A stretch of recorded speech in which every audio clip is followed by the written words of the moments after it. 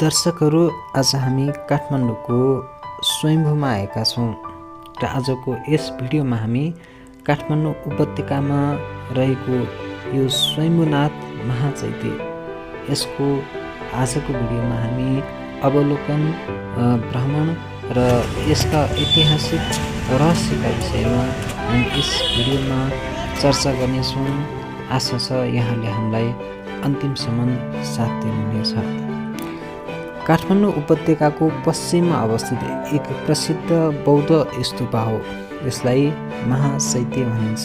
उपत्यकामा पानी भरिएको बेलामा यहाँ परापूर्वकालमा तपस्वी बुद्ध आएर यसको वरिपरि घुमेर नागार्जुनको टुप्पोमा बसी तपस्या गरेका थिए। त्यसपछि वैशाख पूर्णिमाको दिन कमलको बिउ दक्षिण फर्की मन्त्र पढी कहना रोपेका थिए।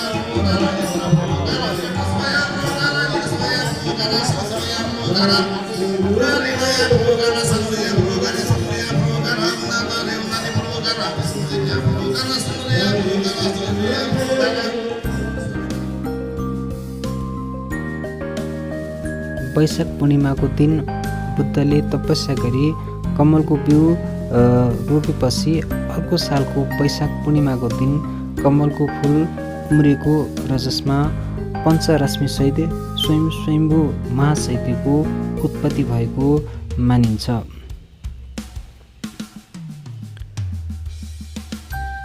स्वयम्भूनाथ मन्दिरबाट हामीले काठमाडौँ उपत्यकाको दृश्यहरूलाई हामीले परसम्म पनि स्पष्ट रूपबाट देख्न सक्दछौँ।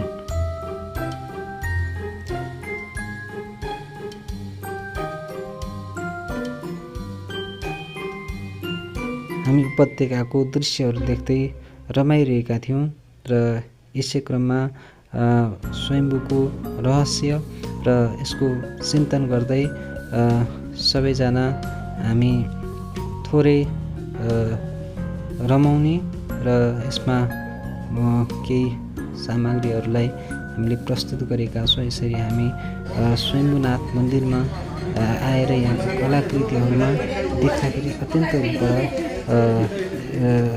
रमणीक र एकदमै सुन्दर मन्दिर रहेको र यहाँका कलाकृतिबाट मानिसको जीवनमा एक शान्ति र एक सद्भाव कायम गराउने र अत्यन्त उत्कृष्ट रहेको हामीले देख्न पायौँ। त्यसै गरी यो शान्ति वाटिका रहेको छ र भगवान बुद्धको रूपमा चिनिने गौतम बुद्ध जसले शान्ति र अहिंसा नामक दुईवटा सन्देश दिएर जानुभएको छ, जसको प्रतीकको रूपबाट हामीले त्यहाँ बुद्धका आँखा देख्छौँ। र त्यस्तै गरी यहाँ पूजाहरू भइरहेको थियो। यसरी यहाँ विभिन्न किसिमका कलाकृति र आकृतिहरू देखेर हामी अत्यन्त रूपबाट मग्न भइरहेका थियौँ। र यसरी यसमा देखिएका सजावटहरू र यसमा विभिन्न किसिमका कलाकृतिहरू जुन कुदिएका छन्, जसबाट स्वदेशी अथवा विदेशी पर्यटकको लागि अत्यन्त आकृष्ट र उत्कृष्ट अत्यन्त सुन्दर देखिन्छन्।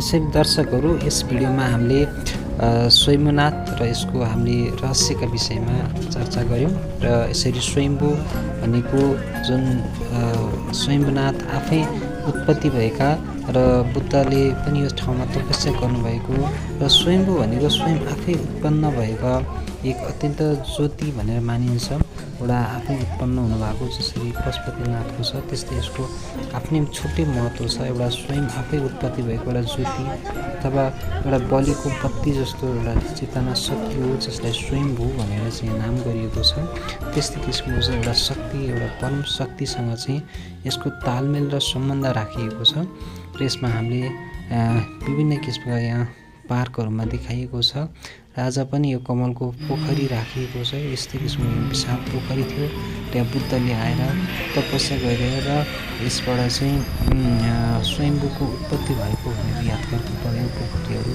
ऐतिहासिक चिजहरू देख्न पाइन्छ र यसै गरी यो स्वयम्भूनाथ मन्दिर चाहिँ वास्तविकबाट हामी सबैको लागि र बुद्धले भन्नुभएको छ अपोदिपो भव अर्थात् तिमी स्वयं आफ्नो प्रकाश आफै बन अर्थात् तिमी आफ्नो मार्गदर्शन आफै बन र सधैँ तिमी सत्य र अहिंसाको मार्गमा लाग र शान्तिको बाटो अपनाऊ भन्ने यो बुद्धका मूल मन्त्रलाई यसमा देख्न पाइन्छ र यस मन्दिरले हामीलाई सधैँ जीवनमा अगाडि बढ्ने र सत्मार्ग गर्ने प्रेरणा मिलोस् भन्दै आजको यस भिडियोबाट हामी बिदा चाहन्छौँ हस्त धन्यवाद।